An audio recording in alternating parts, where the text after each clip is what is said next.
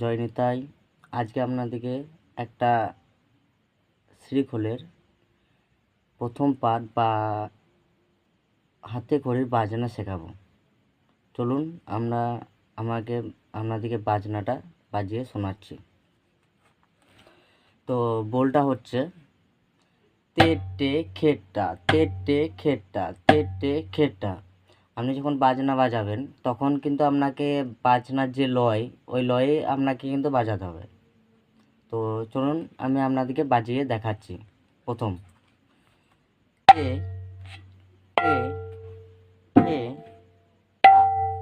তো প্রথমে কি করবেন, চারটে আঙুল মানে একসাথে চেপে হবে বাজনাটা। এ বুড়ো আঙুলটা ছেড়ে হবে। খে টা, চারটে আঙুল আবার কিন্তু টাটা ছেড়ে হবে। তো